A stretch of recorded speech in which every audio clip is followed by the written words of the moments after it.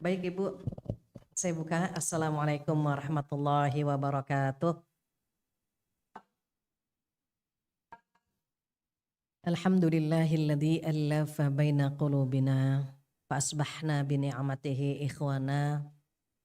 Asyhadu an la ilaha illallah wahdahu la syarikalah wa asyhadu anna Muhammadan abduhu wa rasuluh la nabiyya ba'dah.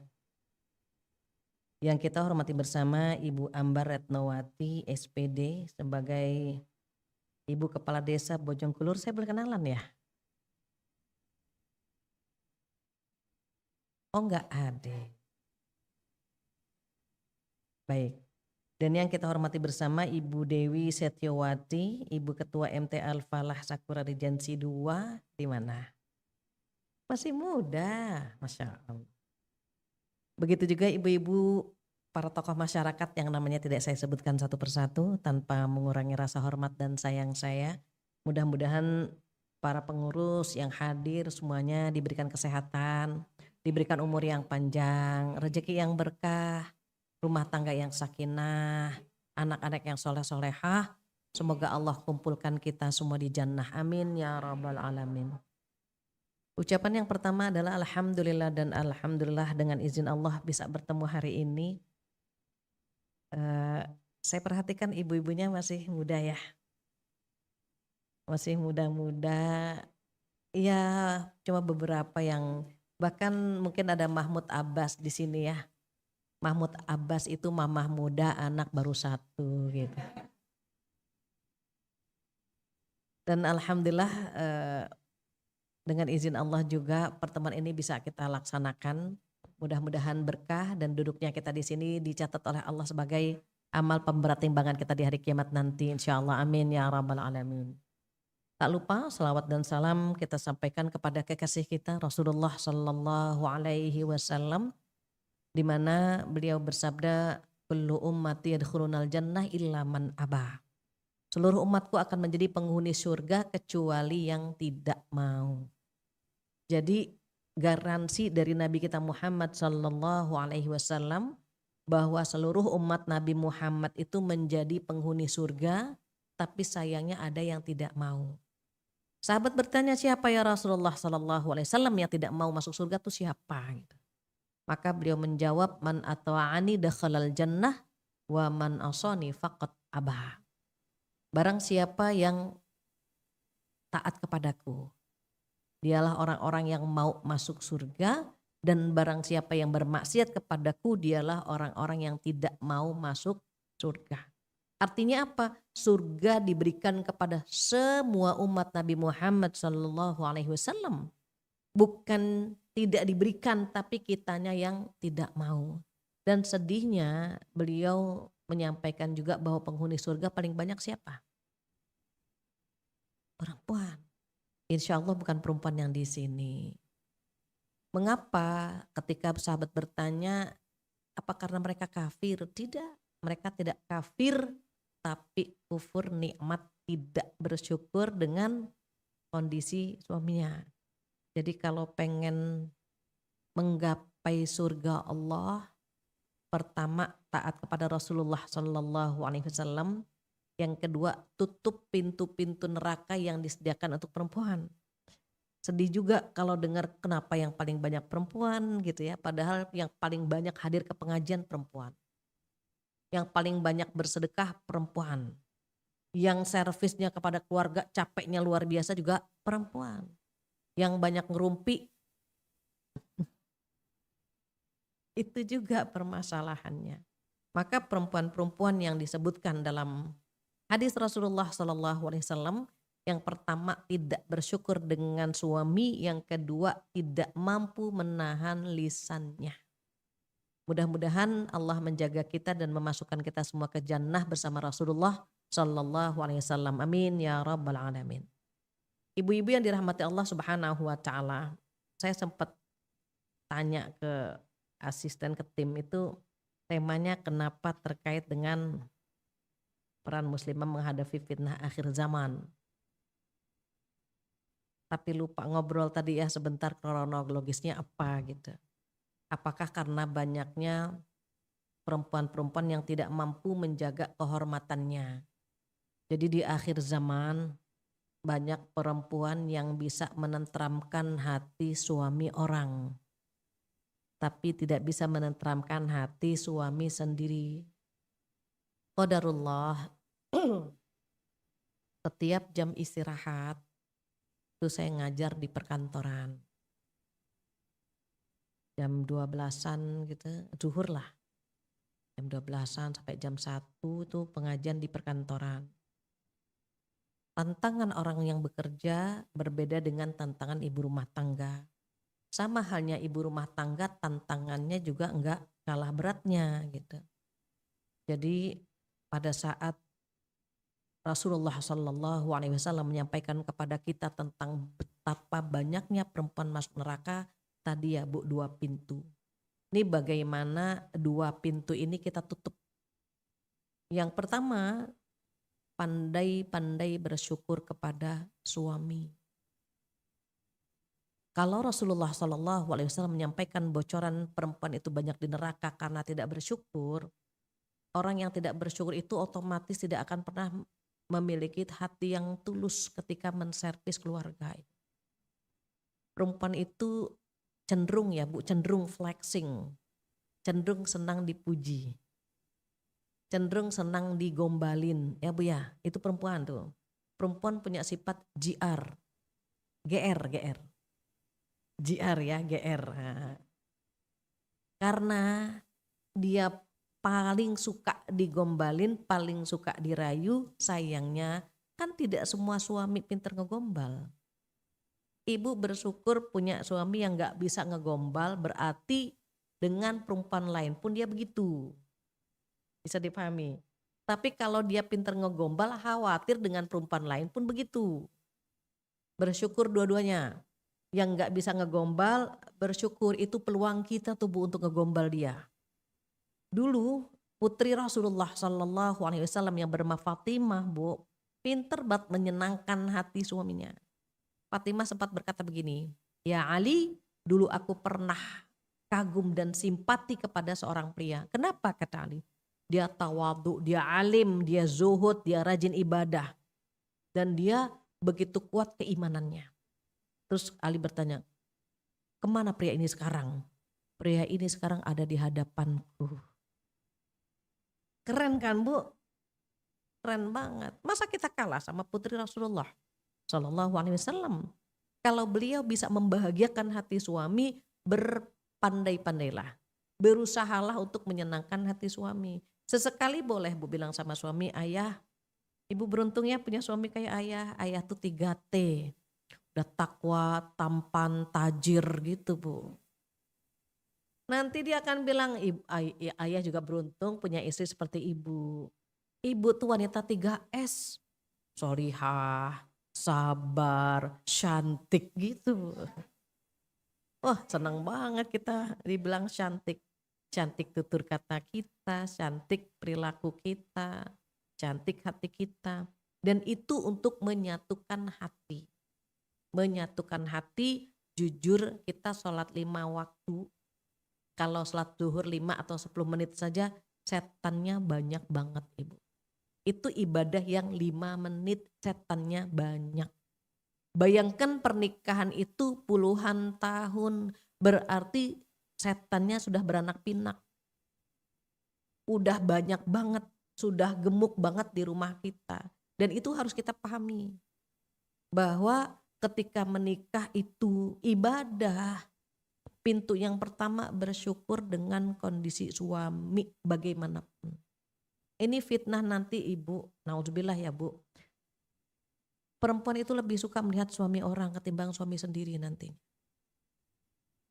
Dan dia lebih melihat kelebihan suami orang ketimbang melihat kelebihan suaminya.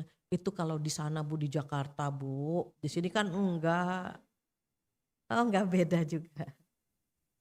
Tantangannya begitu. Banyak laki-laki yang royal sama istri orang. Tapi tidak royal dengan istri sendiri.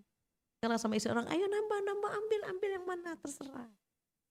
Sama istri sendiri, mama, sudah, jangan ambil ini gitu. Itu tantangannya sedemikian rupa. Kenapa? Setannya sudah beranak pinak, sudah berkembang biak sehingga kekuatan kita ditentukan oleh ibadah kita. Makanya banyak yang cerita, Bu Fathia, kenapa ya kalau dipegang sama teman di kantor itu deg-degan gitu. Terus pengen lagi nyenengin, tapi kalau dipegang sama suami males banget katanya. Udah tua gitu. Dan banyak yang bermula dari situ, suaminya tersinggung, ibu terjadi yang namanya perceraian. Ada juga yang seorang perempuan bilang, Pak Bu Fathia, suami saya nggak pernah merayu saya sekalipun. Sementara teman di kantor pinter banget merayu. Dia bilang apa? Kamu pakai baju apa aja cantik. Ibu tahu kalimat itu yang membuat dia selingkuh. Di rumah nggak dapat pujian, sementara di kantor mendapatkan pujian yang menyenangkan. Bahkan ada salah satu jamaah saya mengerikan sekali, Bu. Nauzubillah, sempat saya diundang ke rumahnya karena acara akekah putrinya, dan rumah tangganya sudah di ujung tanduk. Padahal dia wanita yang baik gitu ya Bu ya, wanita yang jaga kehormatan di mata saya, dia penampilan rapi. Sampai suatu hari ketika menuju ke rumah dia lumayan agak jauh, saya dijemput, disitulah dia cerita. Bu Fathia, nanti tolong kuatkan suami, yakinkan suami kalau anak yang keempat ini anak saya. Saya bertanya-tanya, loh kenapa suami sempat ragu dengan anak keempat? Ceritalah dia. Kalau anak ketiganya bukan anak dari suaminya. Cuma tadi Bu, ketika cuma dipuji, kamu tuh pakai baju apa aja cantik gitu. Mulai deket, suami bilang apa? Kamu jangan deket-deket ya sama Pak Fulan. Pak Fulan itu flamboyan gitu. Playboy gitu ya Bu ya. Kalau anak sekarang bilangnya red flag. Kan ada yang green flag, ada yang red flag gitu. Anak sekarang bilangnya red flag lah. Terus karena sering digombalin, sempet, nauzubillah Bu, sempet tidur satu kali.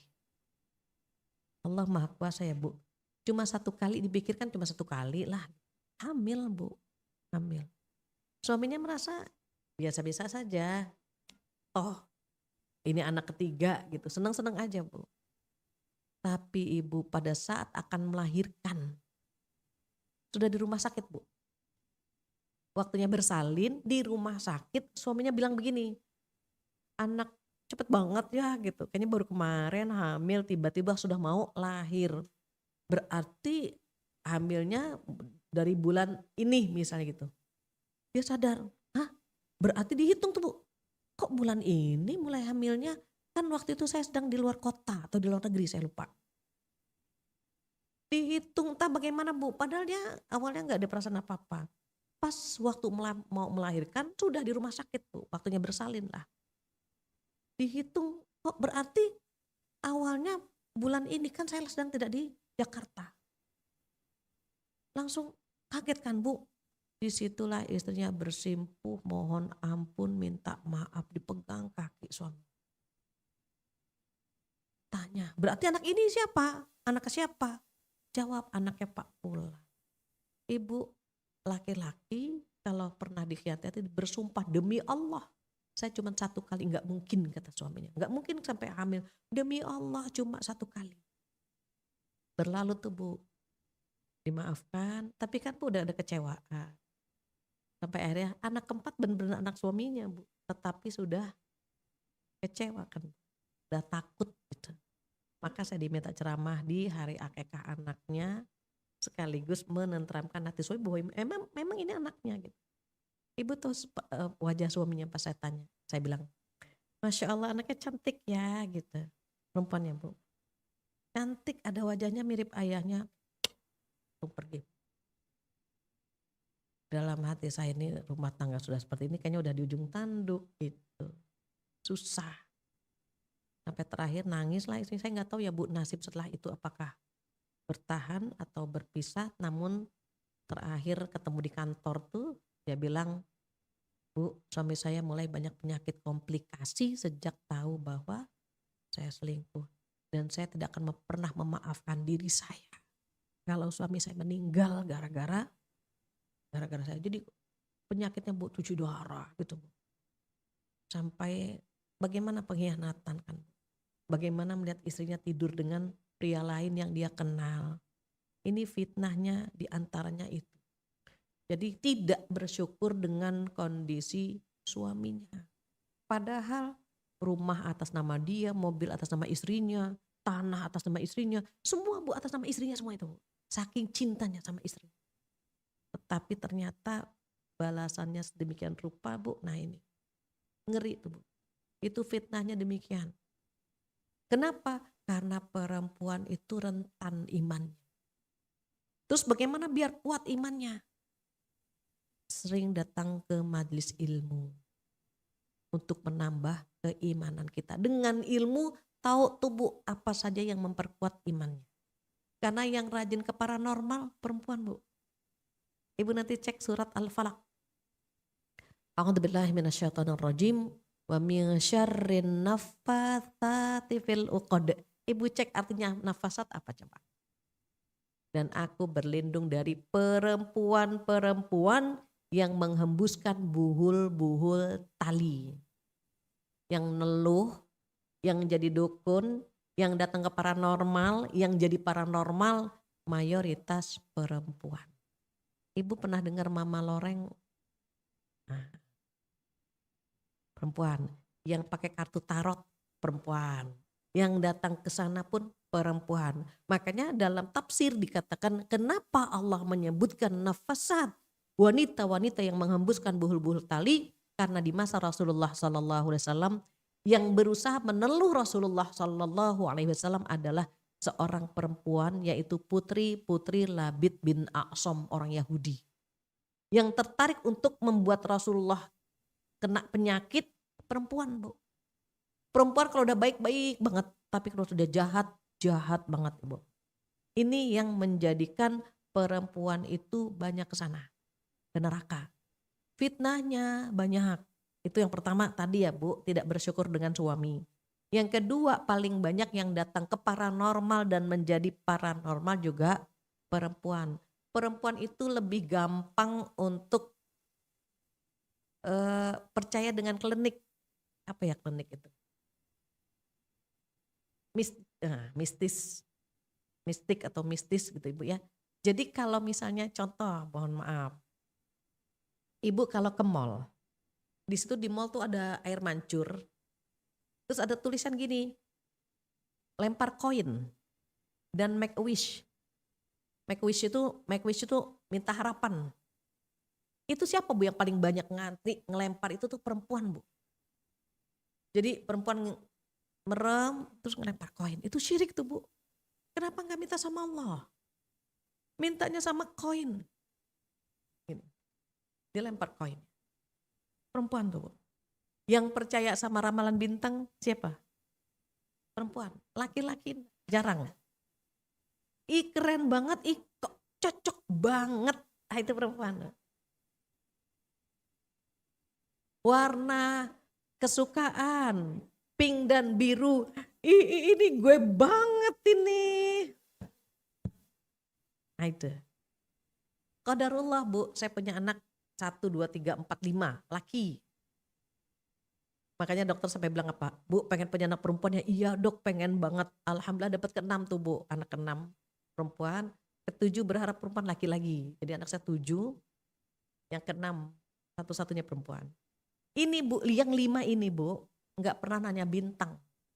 Gak pernah Bu, bintangnya apa? Enggak ada pertanyaan itu. Tapi ketika anak perempuan lahir, Umi bintangku apa sih sebenarnya, teman-temanku pada nanya aku bintangnya apa. Terus abang-abangnya bilang, gak usah nanya-nanya gituan, tahu gak ngaruh, tahu nih gitu ya. Itu dari satu keluarga saja Bu, bisa dilihat perempuan itu kecenderungan untuk yang begitu-gitu lebih suka. Kita ke Bali jalan-jalan, waktu itu dia umur masih 4 tahun Bu. Qadarullah sakit Bu. Ibu kalau ke Bali kan ada tour guide-nya ya Bu, tour guide-nya yang memberikan penjelasan ini itu. Sampailah ke satu lokasi di mana ada sungai, saya lupa namanya. Karena anak yang perempuan sakit, Jadi saya nggak pergi tuh Bu sama yang perempuan, jadi yang berangkat itu laki-laki semua kan, suami dengan anak laki-laki saya. Sampai di lokasi, ini tour guide-nya bilang, ini air kayak gitu-gitu ya Bu ya. Kalau kita basuh ke wajah, kita minta apa gitu lah Bu. Kan mereka memang, Bali kan memang mayoritas kan non muslim ya Bu. Itu hampir semua yang di sana tuh cuci muka. Saya tanya sama suami, anak-anak gimana? Anaknya cuci muka nggak? Nggak ada. Saya bilang apa? Syukur Zahwa, anak perempuan saya Zahwa namanya. Syukur Zahwa nggak ikut. Kalau dia ikut pasti dia cuci muka. Walaupun alasannya mungkin berbeda ya Bu. Misalnya cuci muka aja kan nggak enak. Yang lain cuci muka, maksa kita nggak cuci muka. Walaupun itu. Tapi tetap kan Bu, kalau laki-laki nggak boleh gitu Bu. Kalau perempuan masih, tapi kan, nah gitu. Nah itu bukti baru satu rumah ya Bu. Jadi saya bilang semuanya, iya semuanya cuci muka, minta berharap dari air sungai itu gitu. Karena kan memang di Bali banyak non muslim. Cuma saya senengnya anak-anak gimana? Nggak ada yang cuci muka. Anak-anak apain nggak nyambung gitu lah anak sekarang. Dalam hati saya syukur anak yang perempuan gak ikut gitu ya. Kalau ikut mungkin dia akan cuci muka. Gak apa-apa, kasihan tahu, kasihan udah cuci muka aja. Mungkin akan seperti itu. Jadi ternyata ibu perempuan gampang, gampang untuk terjerumus ke dalam hal-hal seperti itu.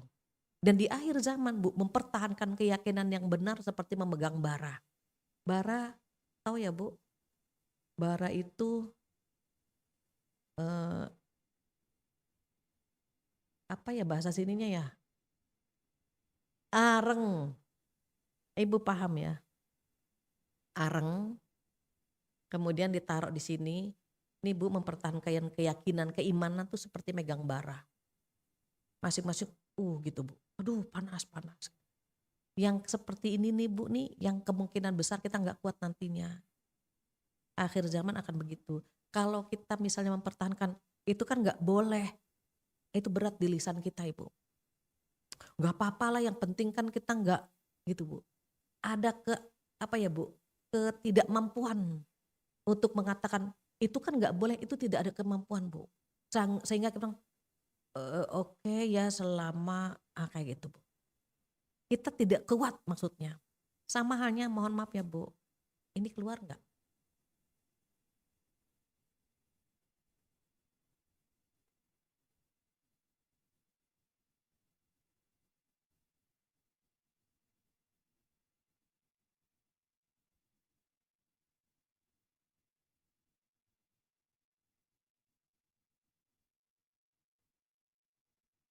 Gini Bu.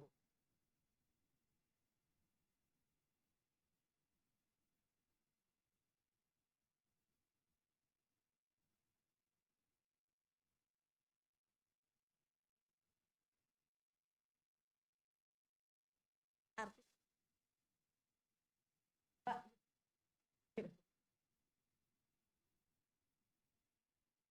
Pak,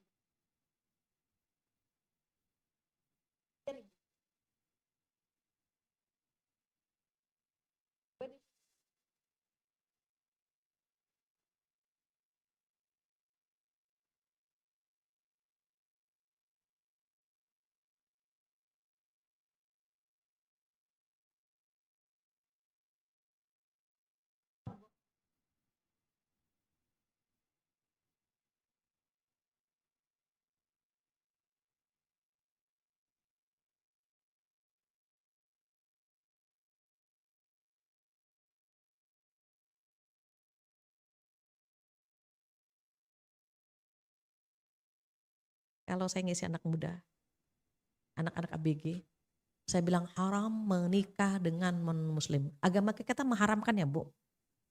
Agama kita mengharamkan menikah dengan non muslim. Kecuali ada pendapat minor. Minor tuh dikit banget. Pendapat minoritas yang membolehkan jika laki-lakinya muslim. Laki-lakinya muslim, perempuannya ahlul kitab, Yahudi atau Nasrani, itu membolehkan tapi harus ada target.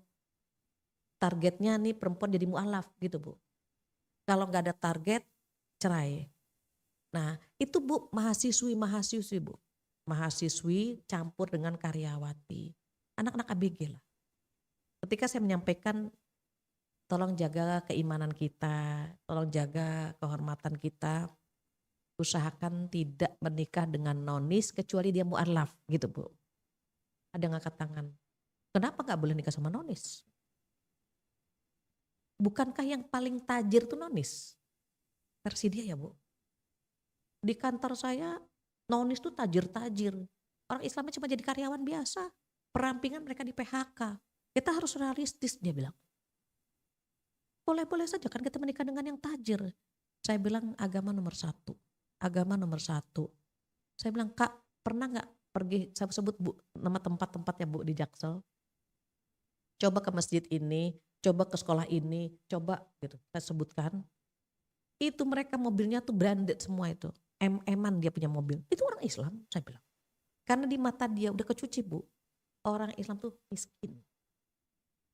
Makanya dia mau nikah sama nonis. Dan dia nyaris Bu. Nyaris mau nikah gitu. Ada gak dalil yang lain kata dia. Yang membolehkan nikah dengan nonis. Saya bilang haram. Kecuali yang laki-lakinya muslim. Gitu. Tapi Bu sampai selesai kajian Bu. Dia ngikutin saya sampai saya ke mobil. Minta apa Bu? Carikan dalil yang membolehkan saya nikah sama non muslim. Coba Bu. Saya bilang haram. Saya suruh buka surat ini gitu ya Bu ya. Seorang hamba sahaya yang mukmin lebih baik daripada yang non muslim walaupun mengagumkanmu. Saya bilang cari ayat. Dia bilang gitu. Ini realistis aja lah Bu. Kita tuh hidup di zaman sekarang. Itu Bu debatnya sampai seperti itu. Yang tajir orang non muslim, yang baik orang kecuci tuh Bu semuanya. Saya sampai berpikir ya, tantangan akhir zaman luar biasa. Ibu PR kita kalau nggak mendidik anak-anak perempuan kuat, habis Bu. Belum lama, hitungannya mungkin bulan ini ada pengajian di Jaksel. Ketika kita lagi makan-makan, biasanya pengajian itu ada beberapa pemain sinetron Bu. Mau selesai kajian, makan, ibu ini datang ke saya. Bu Fathia, udah bawa tisu. Kalau bawa tisu tuh mau nangis pastikan Bu. Bu Fathia, kalau anak nikah sama beda agama gimana ya? Saya tanya, anak ibu laki apa perempuan? Perempuan. Saya larang, haram gak boleh. Betul kan Bu? Betul, bagus Bu saya bilang. Tapi dia tahu saya tidak menyetujui, akhirnya dia lewat jalur belakang Bu. MBA, married by accident Bu. Dia berzina. Biar direstui sama orang tuanya. Hamil Bu anak ini.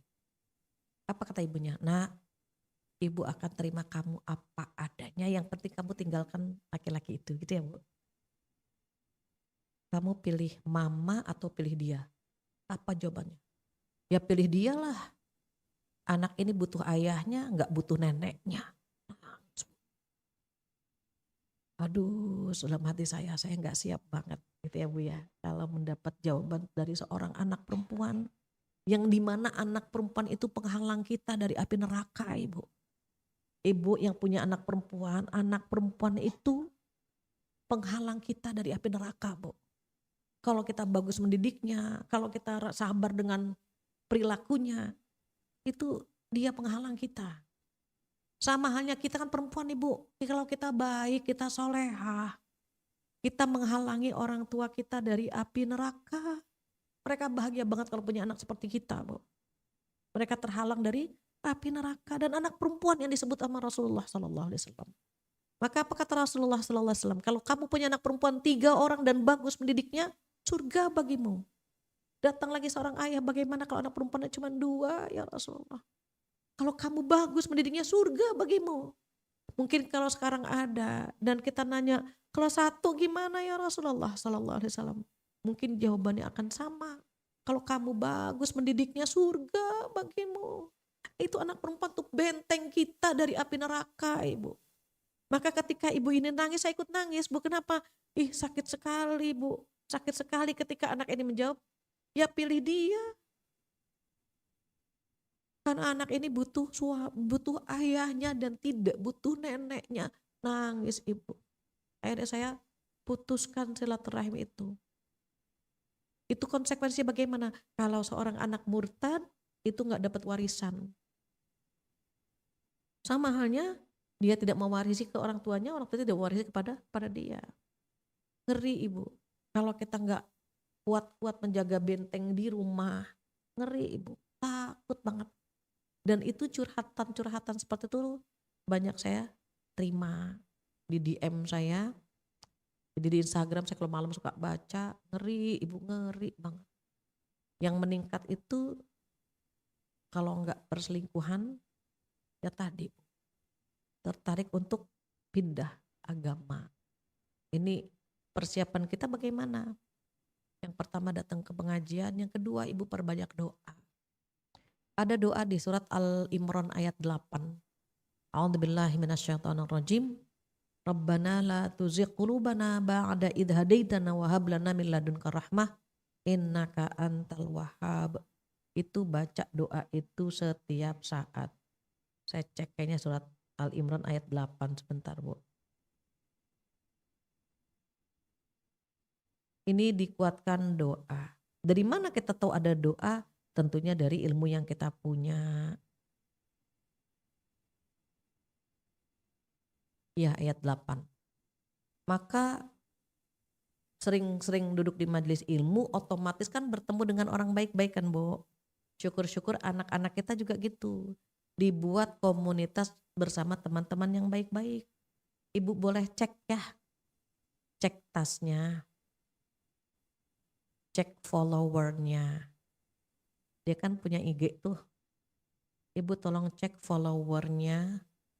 Cek juga teman-teman circle-nya. Kita kalau punya circle baik, ketularan Bu. Punya circle yang gak baik, ketularan juga. Kecuali kalau kita punya misi ingin mewarnai mereka. Kalau kita yang takut terwarnai, mundur perlahan, menepi. Kenapa? Takut. Berteman itu seperti bermain tinju.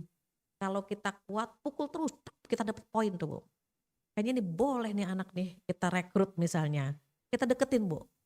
Tapi kalau, aduh kayaknya saya bergaul sama dia, saya ketarik, mundur. Kita ngeles. Main tinju gitu kan Bu. Kalau lagi kuat dia pukul, dapat poin. Kalau lagi lemah dia ngeles Bu. Ngeles untuk menghindar dari pukulan-pukulan itu. Sama ketika kita. Tapi kalau teman-teman kita, teman anak-anak kita, circle-nya toksik Bu, tinggalin. Khawatir kita, menggerogoti keistiqomahan kita. Sholat aja gak usah jauh-jauh. Kita kumpul circle nongkrong sama orang yang gak sholat. Udah ada nih Bu, Allahu Akbar, Allahu Akbar. Kita tengok, gak ada yang komentar tentang sholat. Gitu kan Bu, gak ada yang ngingetin sholat, gak ada yang ngomong kita sholat di mana. Beda kalau kita kumpul sama orang baik-baik. Kedengaran adzan Bu, Allahu Akbar, Allahu Akbar. Pasti ada yang nyeletuk. Enaknya sholat di mana ya? Itu. Sholat dulu yuk. Ada kok di lantai sekian, di mall ini ada musolanya. Kan enak ya Bu. Tapi kalau kita makan-makan, nongkrong-nongkrong, tengok-tengok, aduh. Saya pernah berada di circle itu Ibu. Kan sebelum tua begini kan muda dulu kayak ibu-ibu kan. Muda lah. Kalau 40 ke bawah kan kita circle-nya masih aneka ragam ya Bu. Kalau udah 40 ke atas mulai tuh cari circle yang baik. Temen, tapi kita ngukur tuh Bu, ngukur lah. Saya punya temen, Masya Allah cantik banget Bu. Punya parah cantik, rambutnya panjang, bodinya tuh Bu kayak tikungan nagrek Bu. Liku-likunya gitu. Setiap orang lihat dia, itu gak cukup sekali, pasti ngeliat lagi. Sayangnya apa? Rokoknya kuat. Rokoknya kuat. Suatu hari kita jalan-jalan ke Beijing, terus dia bilang apa? Sorry ya gue ngerokok. Kita udah tahu Bu, ya dia ngerokok gitu. Ya dia minta sekamar sama kita lagi kan gitu Bu. Tapi dia tahu ngerokoknya di kamar mandi. Ya di ruangan Bu, di kamar mandi. Sorry ya gue ngerokok. Nyantai lah gitu.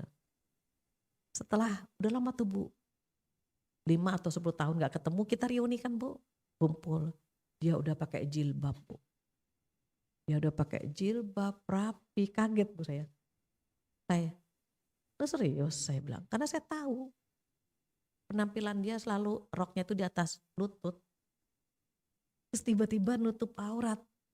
Masya Allah. Terus ini gimana nih? Gue udah taubat kata dia. Masa gue 3 hari sama ustazah gue gak berubah, dia bilang. Serius? Gue udah gak pakai itu. Cantik, memang aslinya cantik Bu, pas pakai jilbab cantik. Udah gak ngerokok, Masya Allah. Dulu dia jamu, janda muda. Jahe lah ya, jahe, janda hebring ya Bu ya. Terus dia nikah Bu, nikah lagi, qadarullah Bu. Suaminya duren sawit. Duda keren, sarang duit Bu, sakunya duit. Mungkin suami ini yang gitu ya Bu ya, yang mengingatkan. Tetapi waktu dia sudah nikah pun itu yang kita ketemu di Beijing, dia sudah nikah lagi. Belum ya Bu Hidayah kan kita gak pernah tahu kapan gitu. Sampai akhirnya kadang-kadang masih kontek-kontekan. Yang paling tahu kekuatan kita kan kita ya Bu. Kalau kita kayaknya kuat nih ngajak dia, kayaknya kuat nih narik dia, lakukan. Apa kata Rasulullah SAW? Demi Allah, demi Allah, demi Allah. Jika seseorang mendapatkan hidayah lewat dirimu, karena dirimu dia dapat hidayah, pahalanya dunia beserta isinya. Kayak kita Bu. Ajak anak, suami ya Bu ya. Ibu servis suami bagus banget sampai suami gak ada alasan untuk berpaling, itu pahalanya besar Bu. Ngobrol yang paling banyak pahalanya ya ngobrol sama suami.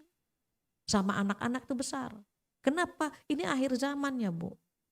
Sampai ada seorang pejabat bilang apa, saya selesai ngisi kajian, dia datang sambil betulin dasi, dia bilang gini, Bu Fatihah, Ibu sering ngisi pengajian ibu-ibu ya? Iya Pak. Gitu. Titip salam ya sama mereka. Jangan malas menservis kami. Kenapa Pak? Kami ini orang-orang jujur. Kalau istri malas menservis suami, kami lari kemana lagi gitu. Berbeda dengan teman-teman yang memang ketika istrinya malas, dia bisa nyari tempat lain. Tapi kami nggak bisa begitu Bu. Titip salam ya Bu. Baik Pak, saya sampaikan. Ini sekarang saya sampaikan ke ibu-ibu. Kenapa? Kalau kita misalnya Bu, contoh, suami udah kenyang makan. Walaupun lauknya sayur asem lagi misalnya Bu ya. Sayur sop misalnya kangkung gitu. Tapi kenyang kan Bu, ketika dia keluar mencium aroma rendang, cuma enak nih rendang, tapi gak akan mampir. Kenapa? Udah kenyang. Bisa dipahami ya Bu. Tapi kalau dia lapar, mencium aroma rendang, waduh pas banget lagi lapar nih, gitu kan Bu, dia akan mampir. Makanya kadang-kadang jujur saya suka pergi berdua sama suami, mau survei Bu. Di restoran itu lebih banyak mana selingkuhan atau suami istri? Saya suka, tapi suami nggak paham Bu, nggak paham, maksudnya nggak, pokoknya pergi Umi, ayo pergi. Nanti saya bilang, yang sebelah kanan suami istri tuh, yang sebelah kiri selingkuhan, nggak boleh gitu. Tapi lama-lama kepo juga dia Bu, bedainnya gimana memang. Kalau suami istri itu mesen menu buat makanan, lempar-lempar, ayah aja mesen, ibu aja lempar-lemparan menu tuh Bu, tuh suami istri tuh Bu. Nanti kalau sudah dipesan, mereka masing-masing megang HP, itu suami istri itu. Ini pada sibuk sama HP-nya.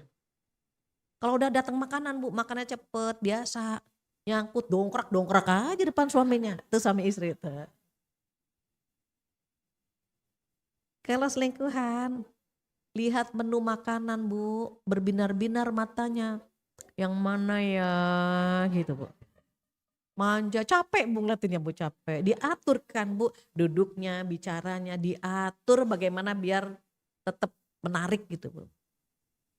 Terus nanti udah dipesan nih Bu, gak ada yang megang HP.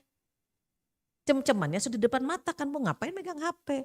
ngobrol, nanti ketawa ketiwi. Beda banget Bu. Makannya lama. Kenapa lama? Setiap satu suapan Bu, baru satu suap. Lap mulu, capek ngeliatinnya Bu. Kalau suami istri makannya cepet Bu. Kita kan makan cepet aja, nggak ada jaim-jaiman kan Bu, dongkrak aja.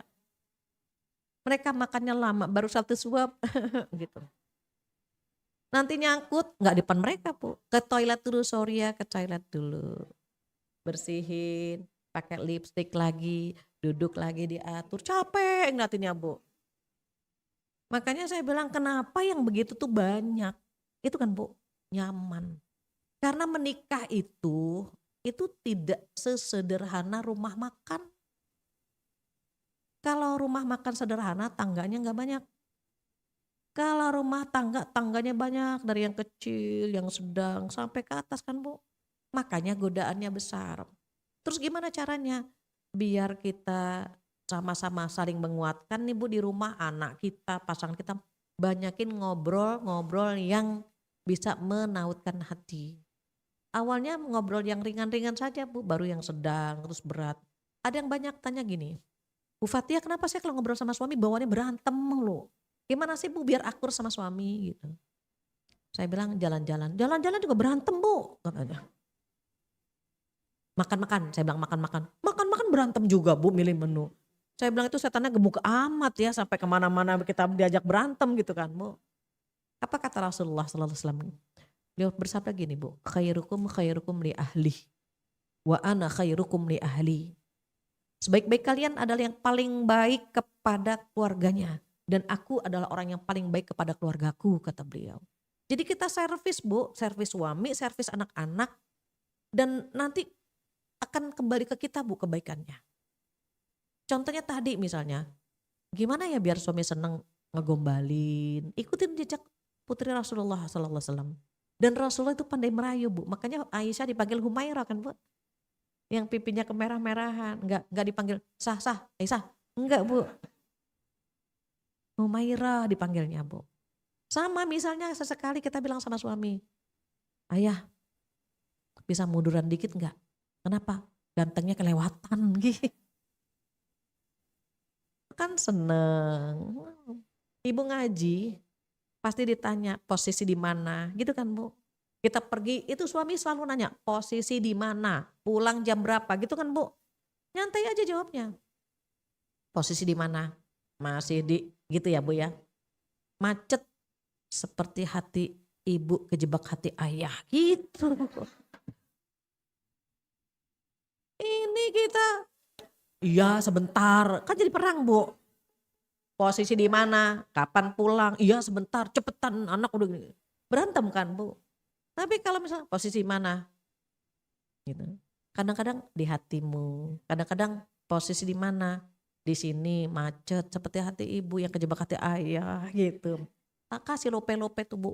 Ada bibir macam-macam kok, bibir mingkem, bibir mangap, ada mungkin. Gratis tuh Bu ngiriminnya Bu. Yang kayak gini-gini tuh itu pahalanya besar. Ibu di luar sana tantangannya banyak. Udah gajek tuh gak jelas Bu.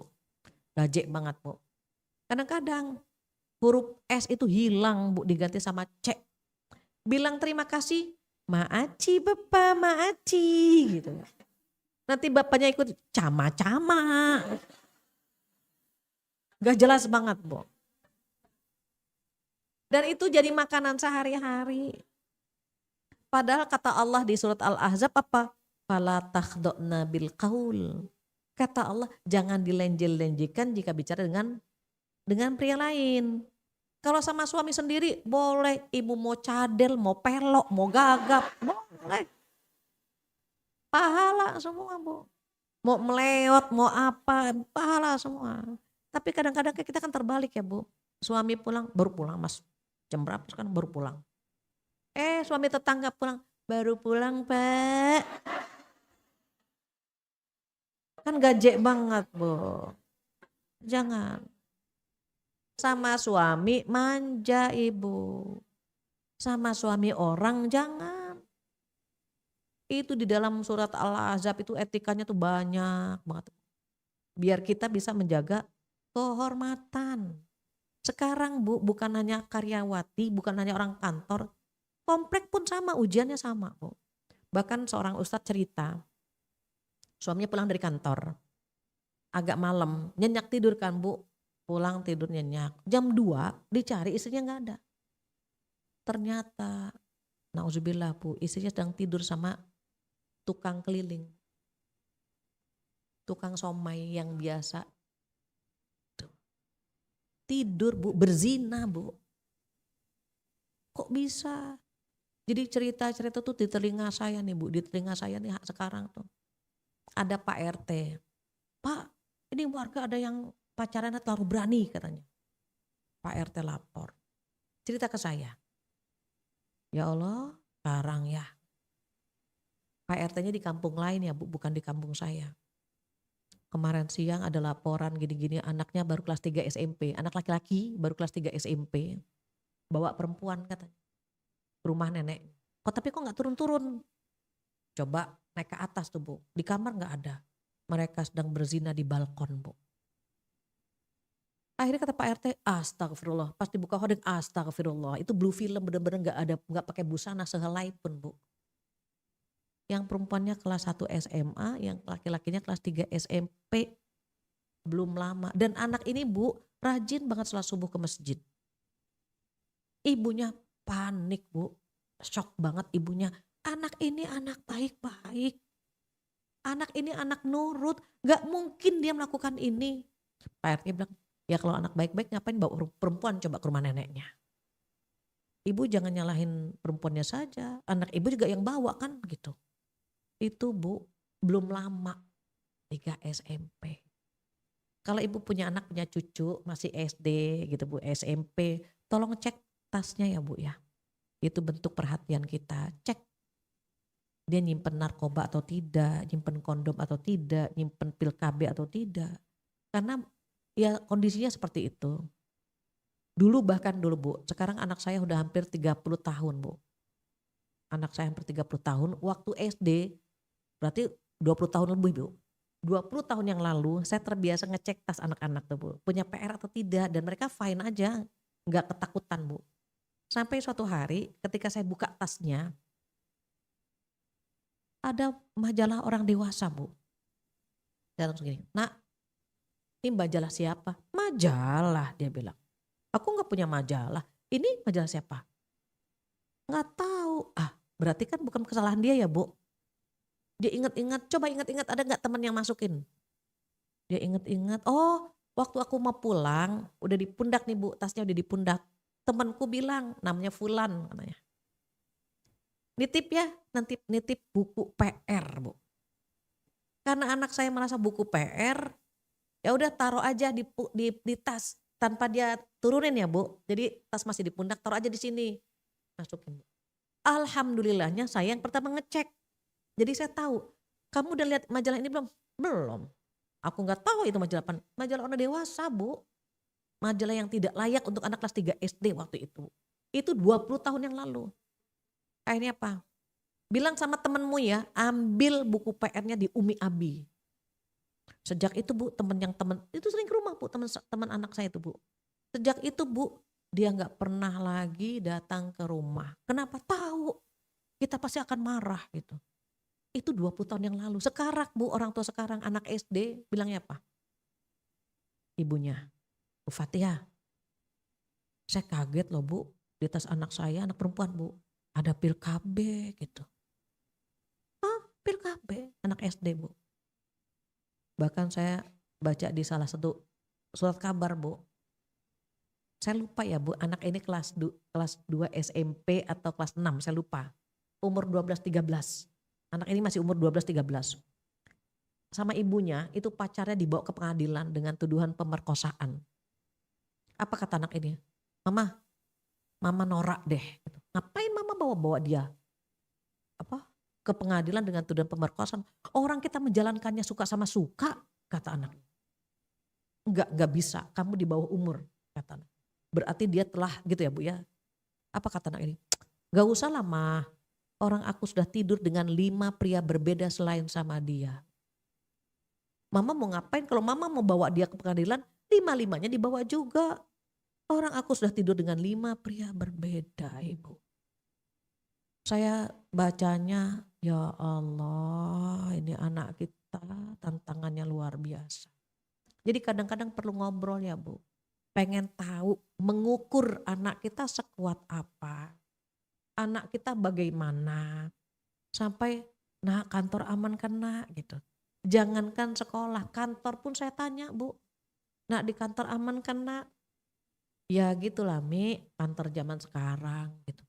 Tapi kamu aman kan udah tahu kalau itu dosa.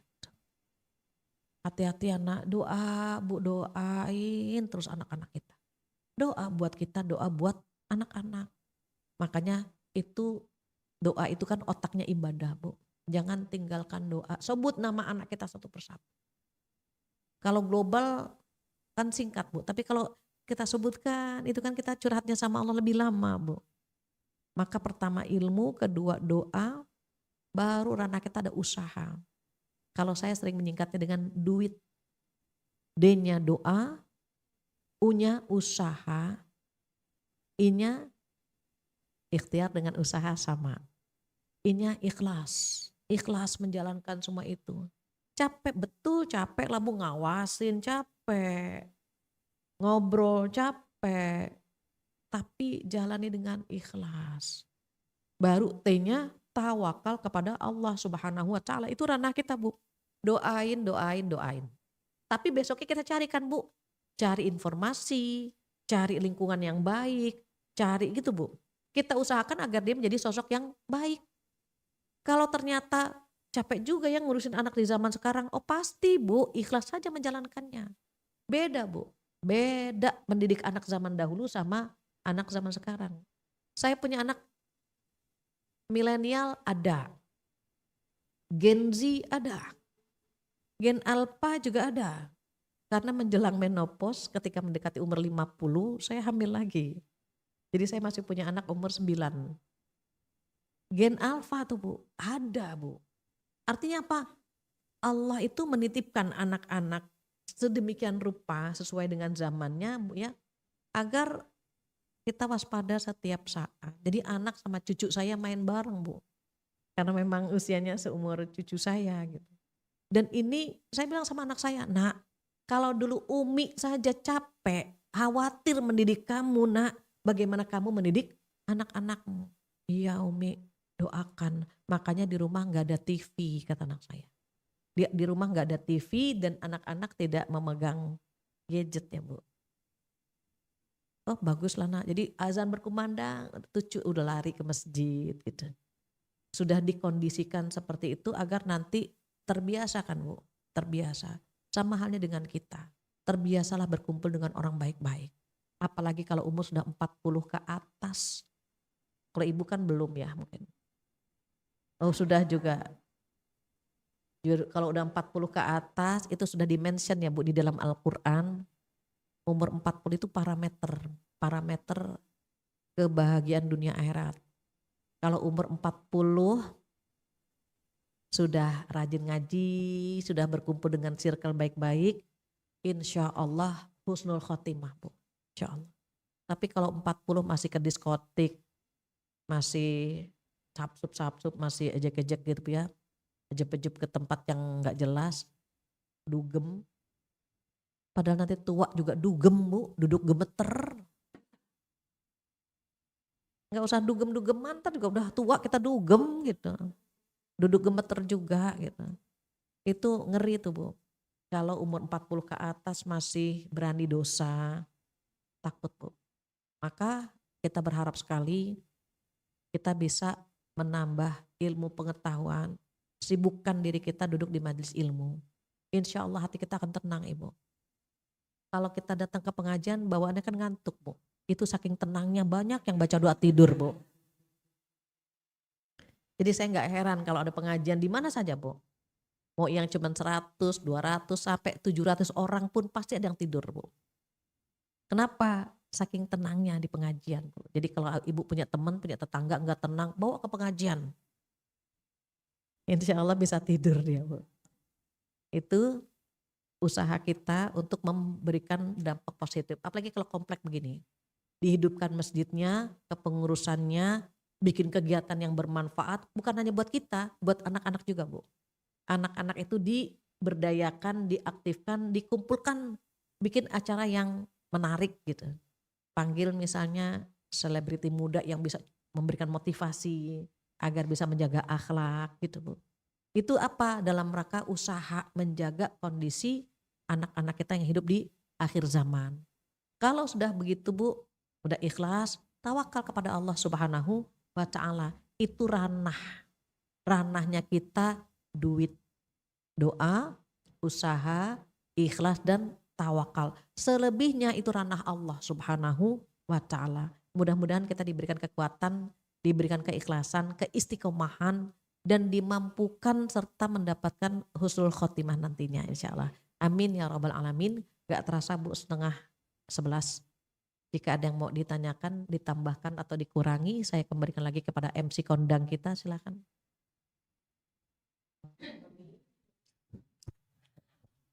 Alhamdulillah, Masya Allah, tabarakallah. Terima kasih. Kalau boleh saya panggil Umi Fathia, biar lebih akrab. Banyak sekali yang bisa kita petik dari paparan Umi tentang bagaimana peran kita. Semoga kita bisa mengambil ibroh dan kita bisa berperan. Kalau boleh saya simpulkan, tadi Umi sudah menjelaskan bagaimana kita harus bersikap. Pertama kita harus sabar, ikhlas, dan selalu bersyukur apapun kondisi yang kita hadapi saat ini. Kemudian juga peran kita jangan lupa duit, doa, usaha, ikhlas, dan tawakal. Semoga barusan ilmu yang kita dengar dapat kita praktekkan dalam kehidupan kita sehari-hari. Barangkali ada jamaah yang ingin bertanya, dipersilahkan. Ya, ya. Berapa ya pertanyaannya kita batasi? 3.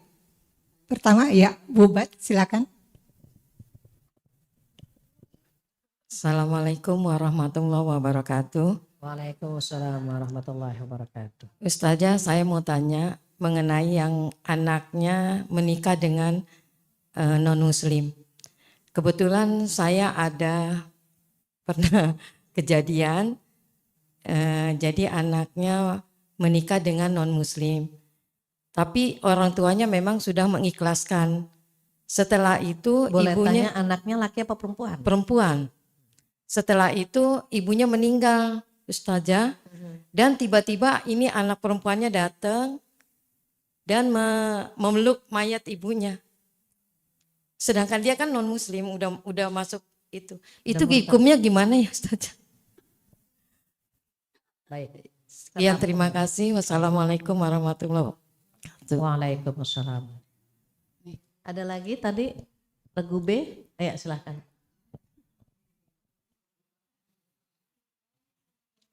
Assalamualaikum warahmatullahi wabarakatuh. Waalaikumsalam.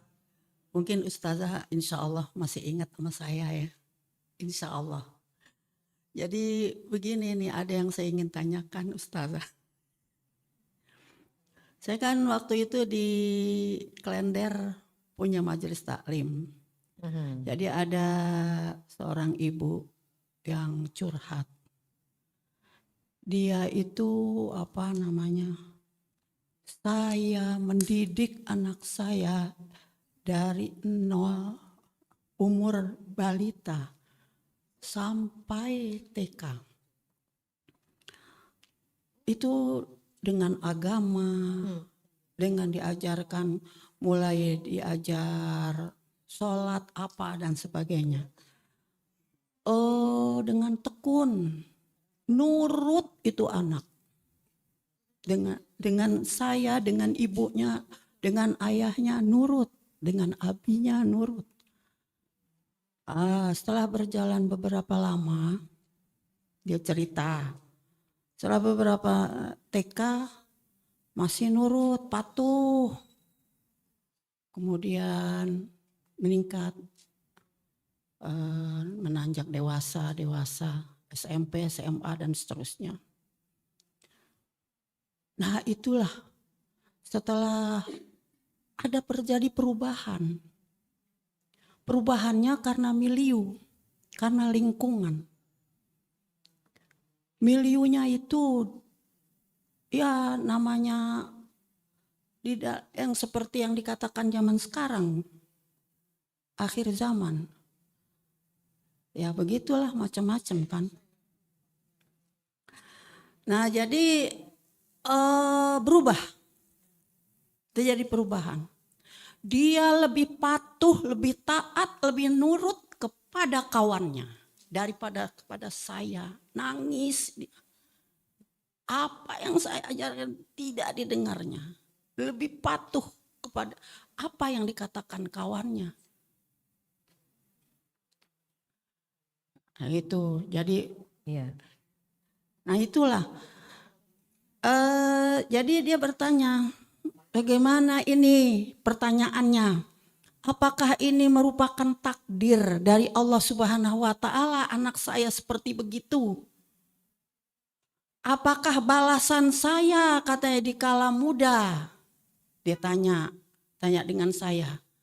Saya karena di kala muda mungkin punya dosa.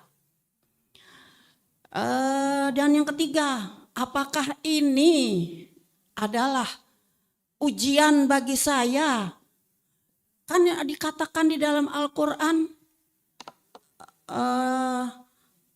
jagalah dirimu dan keluargamu dari api neraka.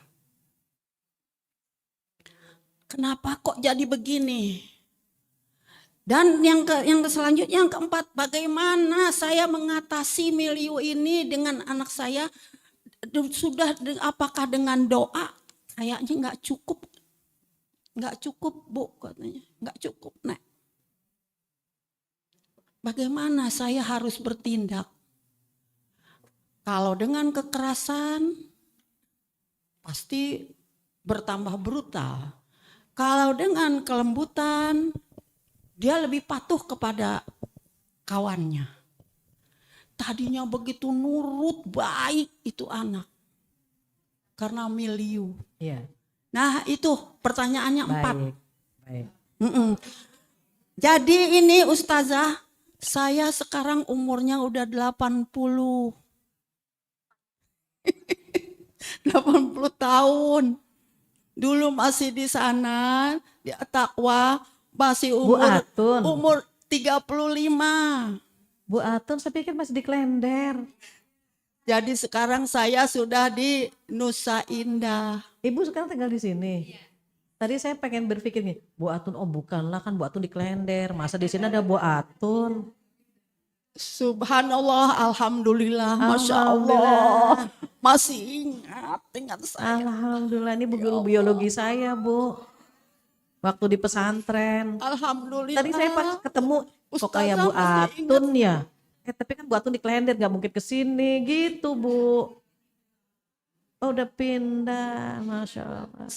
Sehat selalu Bu Atun ya. Alhamdulillah, berkah doa Ustazah. Alhamdulillah. Ustazah ini orangnya ya Allah. Masya Allah Ibu. Sama dengan guru, dengan pimpinan, apa namanya, Masya Allah. taklimul muta'alimnya dipakai. Alhamdulillah, kan Ibu yang Ustazah, ngajarin. makanya dia berhasil, alhamdulillah. Amin. Saya bangga, ya Allah. Amin. Mudah-mudahan diangkat derajatnya oleh Allah Subhanahu wa Amin, taala. ya Allah, amin. Digampangkan rezekinya. Amin. Alhamdulillah bisa mendidik anak-anaknya tuh. Amin. Udah pada jadi, alhamdulillah. Alhamdulillah. Saya juga alhamdulillah anak cucu saya udah ada yang di tahfiz Quran, udah ada yang ngajar, udah ini.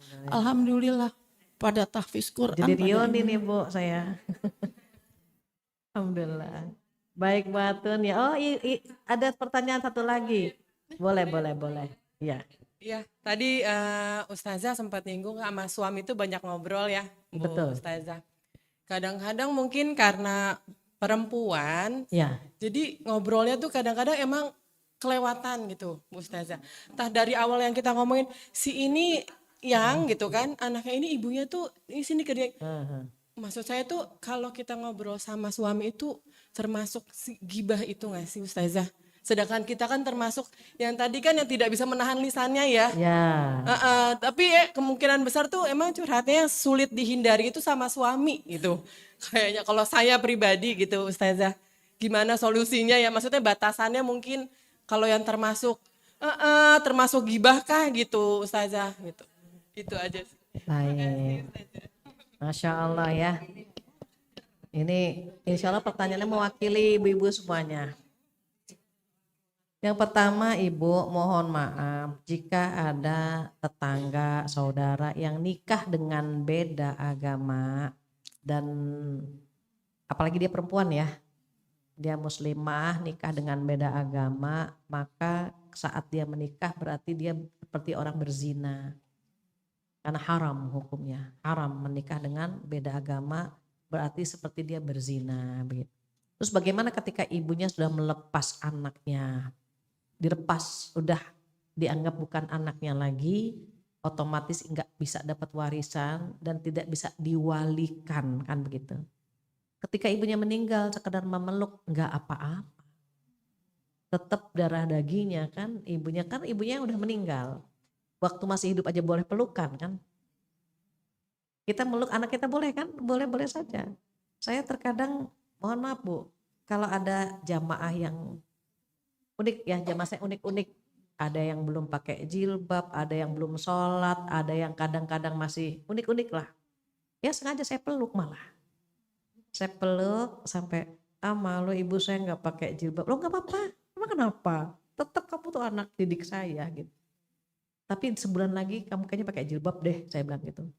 Betul Bu, nggak lama dia pakai jilbab, dia ngaji, dia sholat.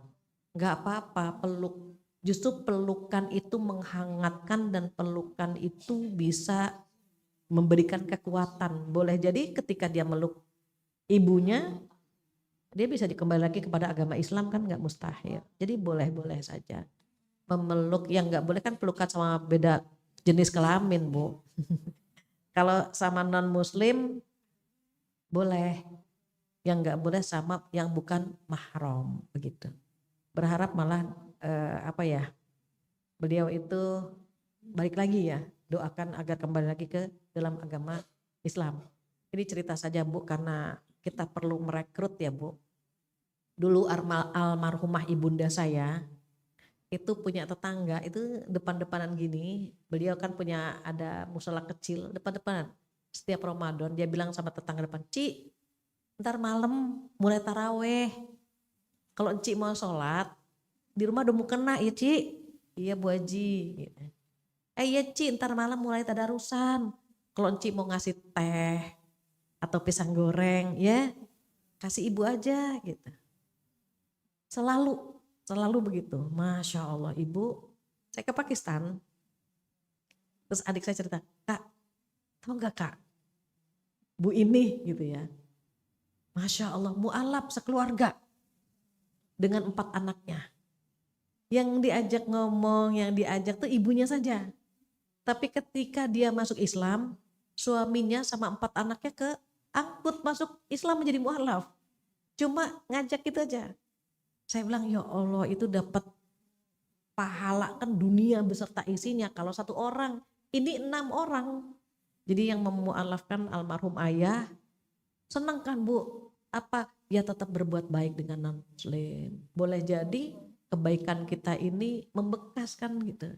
Jadi ibunda saya Masya Allah Bu, tipe-tipe yang menjauhi konflik lah. Even beda agama, karena yang beda agama ini tidak aktif. Kan ada yang non muslim aktif ya Bu, kalau dia memang gak aktif jadi toleransinya tinggi, justru diajaknya kebaikan terus. Mau patungan kurban gak misalnya? Yang kaitannya dengan agama kita itu justru diajak terus sama beliau. Akhirnya apa?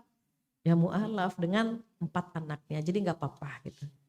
Yang kedua Bu Atun, jazakumullah ya Ibu sudah membimbing saya. Saya pikir tadi ketemu Bu Atun tuh, kok wajahnya kayak Bu Atun, tapi gak mungkin kan Bu Atun di Klender gitu. Ibu Masya Allah sehat selalu ya Bu, beliau guru biologi saya waktu di At-Taqwa, Keror Ali. Tapi setelah saya ke Pakistan gak dengar. Kenapa?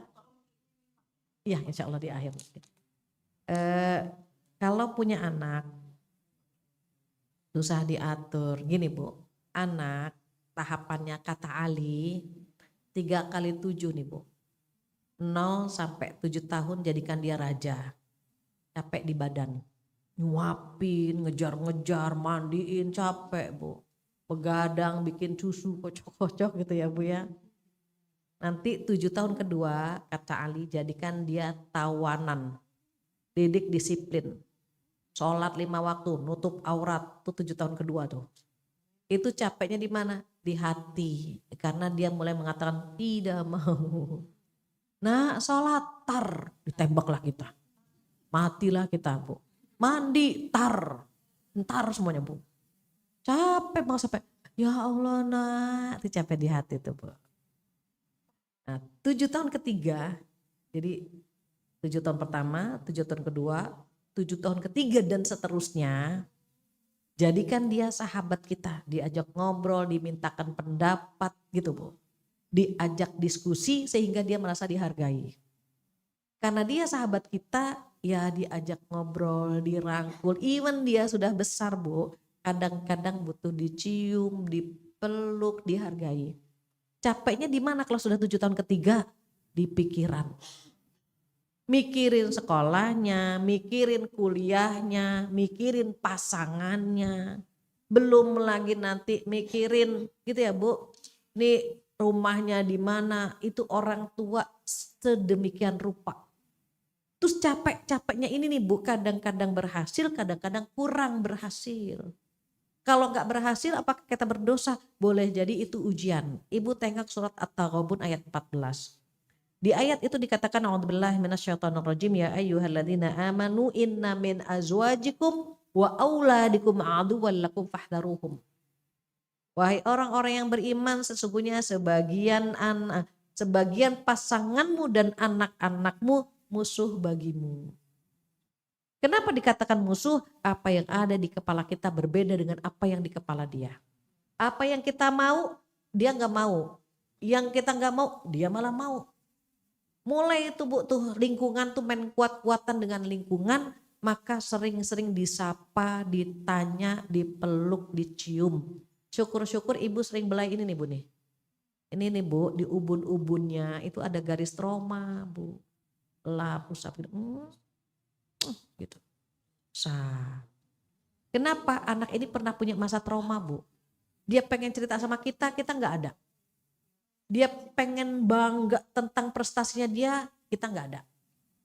Jadi dia tuh merasa mamaku tuh nggak pernah ada ketika aku ingin nangis, ingin cerita, ingin berbagi, mama tuh nggak pernah ada.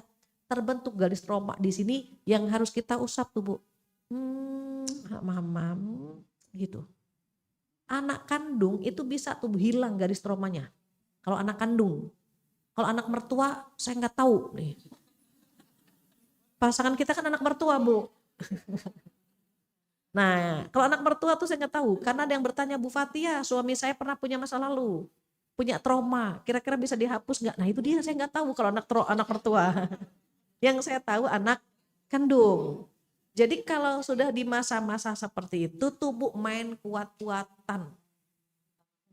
Kuatan doanya, kuatan perhatiannya. Memang di masa-masa 7 tahun ketiga dia lebih percaya sama temannya. Makanya kita periksa temannya siapa. Sekarang kita punya IG, Facebook, Twitter, apapun. Kita cek followernya siapa nih, yang komentar siapa. Kita cek nih siapa nih orang ini.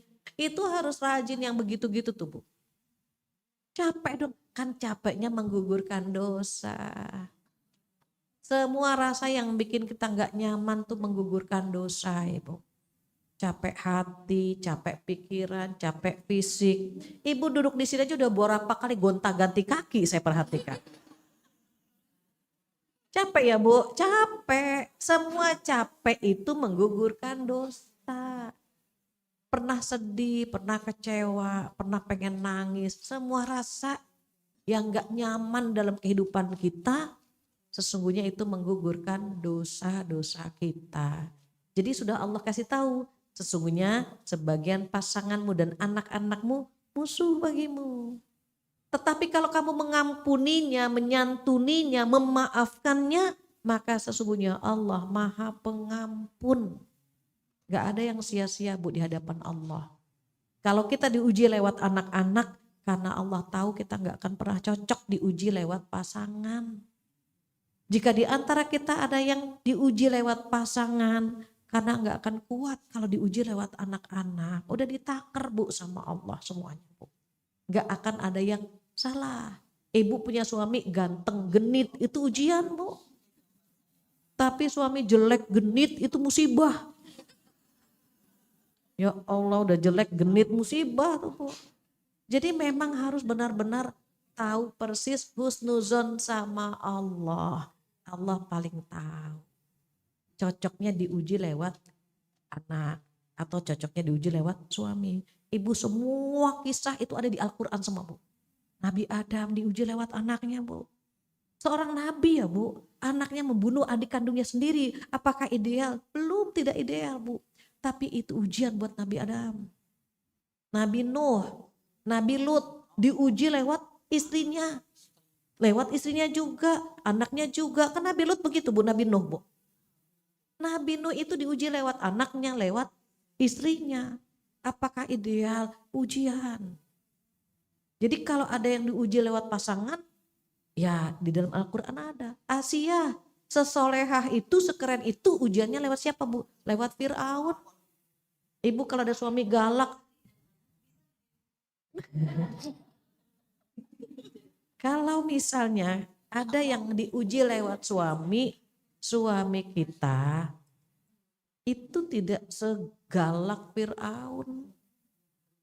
Enggak ngaku Tuhan Bu. Fir'aun ngaku Tuhan. Artinya apa Bu? Artinya ujian kita anggaplah lebih ringan dibandingkan dengan kisah-kisah yang ada dalam Al-Quran. Cuma sayangnya kita pernah merasa kan sabar ada batasnya. Itu kata orang tertentu. Buat kita yang diberikan sabar berlebih, insya Allah gak akan pernah berbatas. Jadi pahami betul bahwa ujian Allah pasti ada. Dunia ini tempat ujian. Kalau tempat cucian namanya laundry. Jadi dirangkul, dipeluk, dicium gitu ya Bu ya. Main kuat-kuatan aja. Saya even anak-anak udah nikah, udah punya anak. Ibu kalau datang ke rumah, nih minta dicium pipi kanan, pipi kirinya Bu. Kenapa? Menguatkan, menenteramkan. Dan mereka pasti merasakan Bu, pelukan ibu itu lebih kuat ya Bu, hubungan batinnya gitu. Dan itu akan ada kekuatan tersendiri. Kalau sama suami dipeluk lain lagi kan Bu gitu. Jadi memang harus Bu, nyatu ya Bu hati dengan lisan kita kepada anak-anak kita. Terus bagaimana kalau ngobrol sama suami suka gibah? Lah itu justru ujiannya di situ. Gimana kalau ngobrol sama suami yang bikin kita tuh happy, seneng. Ngobrol berbeda dengan ngomongin orang. Ngobrol tuh Bu tentang kita, tentang anak-anak, tentang planning kita liburan Desember mau kemana. Itu ngobrol tuh. Kalau ngomongin orang namanya bukan ngobrol, ghibah. Apa sih arti ghibah?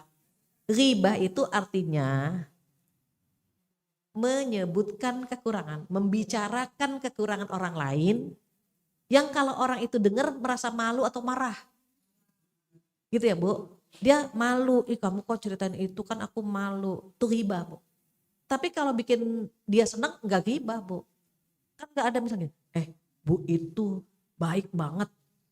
Terus dia marah enggak? Ya enggak lah. Siapa yang bilang saya baik? Orang saya enggak baik kan enggak ada. Enggak ada kan Bu orang dibilang baik misalnya Ibu Atun tuh baik. Bu Atun pasti enggak marah. Pasti insya Allah alhamdulillah gitu ya Bu. Ibu kalau dibilang gini, jamaah di Regency 2 itu soleha semua. Seneng kan Bu? Amin. Ada yang marah enggak? Siapa bilang saya soleha? Enggak kan Bu? Jadi ketika membicarakan keburukan orang lain, kalau dia malu atau marah, itu riba. Terus sahabat bertanya, walaupun yang kita bicarakan yang sebenarnya, itulah riba, menceritakan yang sebenarnya. Kalau bukan yang sebenarnya namanya fitnah. Jadi kadang-kadang susahnya kita ngobrol sama suami, jadi menceng tuh Bu. Jadi ngomongin tetangga, ngomongin gitu. Tapi kalau membicarakan kebaikannya nggak apa-apa. Rasulullah SAW itu mendengarkan kisah Aisyah tentang 11 temannya, 23 temannya, didengerin. Kenapa? Karena perempuan itu dalam waktu 1 hari mengeluarkan 20.000 kata. Kalau belum 20.000 kata itu badannya meriang semuanya. Laki-laki hanya 7.000, makanya laki-laki ngomongnya sedikit. Jadi kalau misalnya kita capek ngomong, seneng ngomong gitu, ngomong aja, tapi jangan ngomongin orang, berbeda tuh. Jadi kalau misalnya laki-laki cuma diem, suami itu lebih banyak yang ikut aliran kebatinan, tekanan batin dia. Dosanya makanya sedikit Bu, laki-laki itu. Kalau mulai dialihkan, kita beralih, aduh kenapa jadi ngomongin dia ya, balik lagi Bu, kita puji dia. Bu ini kemarin sombong banget misalnya gitu ya. Terus kita balikin sebagai penutup, memang kekurangan dia ini gitu ya Bu ya.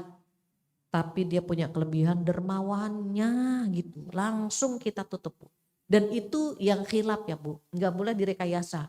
Ayah bagaimana kita ngejelekin dulu, nanti kita tutup. Nah itu nggak boleh. Yang penuh dengan rekayasa nggak boleh. Ini yang khilaf ya Bu, yang kita ngobrol, aduh kok tiba-tiba jadi ngomongin dia, khilaf kita. Astagfirullahaladzim, emang sih dia begini tapi ya Allah kelebihannya banyak banget. Nah itu, jangan ayah kita ngomongin dia sebentar, nanti kita tutup dengan memujinya, nggak boleh.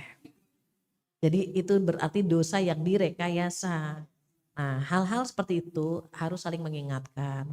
Kalau suami ngomongin orang lain, kita yang mengingatkan. Kalau kita yang ngomongin orang lain, suami yang mengingatkan. Yang menjadi masalah nggak ada yang mengingatkan. Karena lupa semuanya, lupa menikmati semua. Kalau sudah begitu tadi, pertama dipuji kelebihannya. Yang kedua, ibu setiap habis ngobrol begitu ditutup dengan doa kafaratul majlis. Ayah tadi kita ngomongin orang, mari kita tutup dengan doa kafaratul majlis. Iya, biar majlis itu, obrolan itu diampuni sama Allah Subhanahu wa Ta'ala. Demikian ya, gak terasa jam 11 sudah. Mudah-mudahan apa yang kita dapatkan hari ini bermanfaat. Jika ada kesempurnaan milik Allah saja, kekurangan dari saya mohon dimaafkan. Insya Allah kita dimampukan oleh Allah Subhanahu wa Ta'ala mengamalkannya. Demikian kita tutup dengan doa penutup majlis bersama-sama. Subhanakallahumma wa bihamdika syahadu an la ilaha illa anta astaghfiruka wa atubu ilaih. Wabillahi taufiq wal hidayah. Assalamualaikum warahmatullahi wabarakatuh.